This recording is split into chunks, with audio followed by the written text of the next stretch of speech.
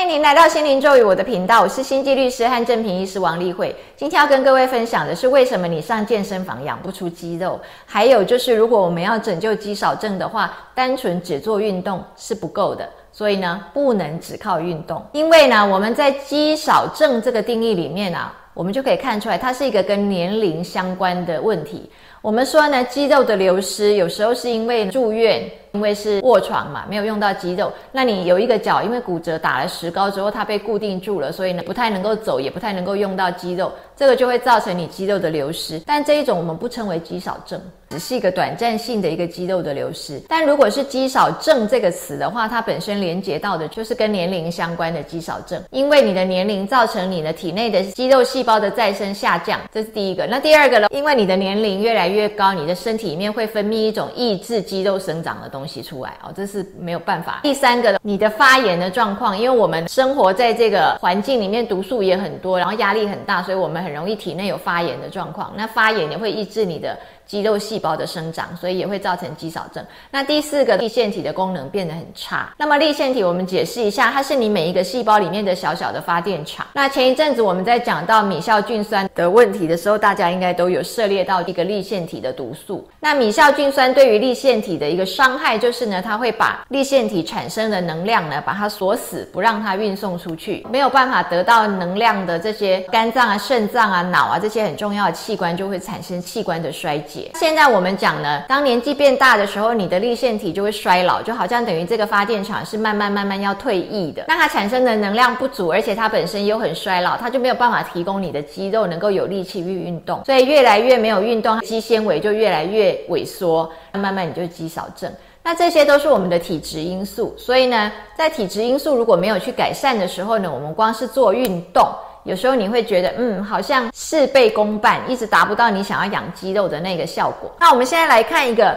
review article， 这个是一个非常精彩的一篇整理型的文献。它呢是选了1596篇的文章之后呢，精挑出其中的32篇。那这32篇它已经就涵盖了超过3000位的实验对象，总共分成是有4种情形一个就是呢又加营养又运动，一个是单纯运动，一个是单纯加营养，另外一个是呢既不运动也不加营养。然后这4种不同的情形之后分别去做比对，总共有6个比对4组互相比对的话，我们可以看到有6种情形。那在这6种情形里面，我们可以发现又做运动又加营养的这一组跟什么都不做的这个对照组比起来，肌肉的量也增加了，它的握力也增加了，它行走的速度也增加了。那我们说行走的速度是跟大肌肉有关，因为跟你这2条腿跟你的核心有关系。那握力的话，它比较是属于你的小肌肉的力量。那我们这样看下来的话，又运动又加营养的这一组的话呢，肌肉的量被养出来了，然后呢，它也有改善了它的小肌肉的力量，改善了它的大肌肉的力量。那我们去看呢，如果我们单纯是运动跟什么都不做的人比起来，或是单纯有用营养跟什么都不做的人比起来，就发现在运动的这一方面呢，它的握力小肌肉跟它的行走大肌肉，它的表现都会变好，可是它的肌肉量不会增加。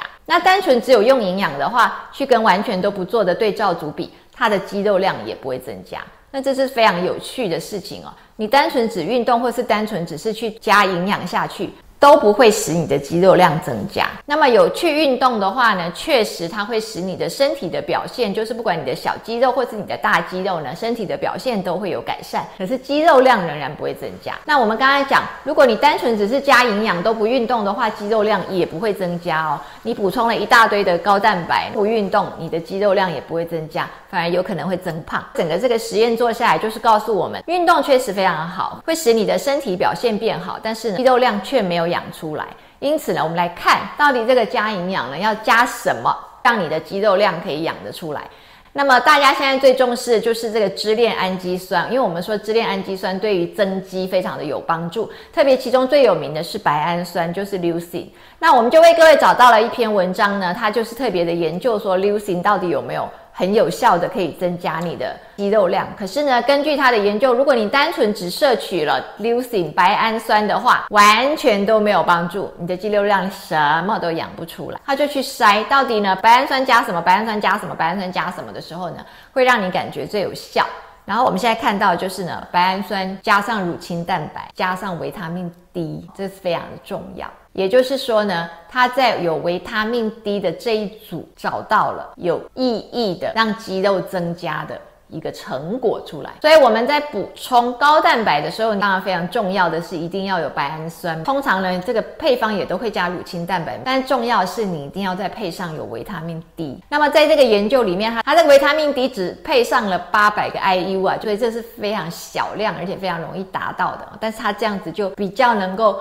帮助到你的肌肉能够增肌，比起你单纯只吃白氨酸的效果更好。那我们刚刚讲到乳清蛋白，因为常常也有粉丝就很介意，他就说我想要只用植物蛋白，我可不可以不要用动物蛋白？那我们又再去跟各位看一下，就是说到底呢，对于这个增肌来讲的话，乳清蛋白跟植物蛋白到底它的差别是什么？然后我们就找到了这一篇，它是一个有肥胖型的一个肌少症啊，胖胖的，但是它其实肌肉量很少，它看起来不是骨瘦如柴啊。那这个我们要帮它做减重嘛，要减脂。那同时呢，我们在营养上一定要去调整，然后我们在饮食上要限制，所以我们就是给它高蛋白的饮食。那高蛋白的饮食，我们就去比较了乳清蛋白跟植物性蛋白这之间的差异。那发现在这个研究里面呢，动物性蛋白它的效果就是会比植物性蛋白的好。那所以呢，我们的建议就是说，如果你有肾脏病的话，我们建议可能动物蛋白就少吃啊，因为现在还是会觉得说保护肾脏的话，可能植物蛋白还是好一点。但是如果我们没有肾脏病的话，我们纯粹是为了要增肌，那么加营养的这个部分的话，我们就会建议你真的是要用动物性蛋白，你的效果会更好哦。那动物蛋白里面，我们认为呢，对于你的增肌效果最好就是乳清蛋白。那我们再来回到我们讲运动，比如说有氧运动，就是心肺功能的有氧运动；另外一个的话就是阻力运动，就所谓的重训嘛，重力训练这一种。那这个的话呢，我们就会认为就是说这两种都要做。因为呢，我们刚刚讲到呢，在肌少症的话，它其实是因为你的粒线体衰老了。那么有氧运动的话，它就是可以呢帮助你的粒线体产生更多的能量。因为呢，粒线体这个发电厂里面，它非常的需要氧气，所以你供给它氧气，它才有可能发电发得更好。那再来重力训练的话，它是可以去正的增肌，去改善你的肌肉的表现，让你的肌力呢更好，更有力量。然后让它的肌肉的重量更重。所以呢，有氧运动跟阻力运动这两种都是要合并，都是要做的。那我们现在已经讲到了，我们联合了运动，我们呢加上营养。那最重要的是你体内还有这些体质因素，各位可以做的就是运动务必要加营养。所以呢，好的一个蛋白质配方必须要加上维他命 D， 需要有白氨酸，必须要乳清蛋白，这个是一定要。那如果这个运动跟营养都已经做了，还是提升的非常慢的话，那我们就建议你还需要再做体质的调整，就是你体内的老化的因素，你的粒线体的一个老化，你的一个发炎因子的情形，你的一个再生力变弱的情形，你自己抑制肌肉生长的这些情形，我们要去调整它。那这个就是交给我们医师来做。今天也跟各位再介绍一下，就是我们有特别成立的一个肌少症训练中心，也欢迎各位呢来跟我们多加的了解一下。在肌少症训练的过程当中呢，我们一方面呢可以去做运动方面的训练，那我们也设计了一个非常好的配套，在营养的补充上面一定要加上去的。我们也要给各位在运动的过程当中，同时去训练你的平衡感，能够同时也去训练你的脑的作用，这样就是把整个运动同时可以造成的好处呢，把它在同一个时间之内完成。好，谢谢各位。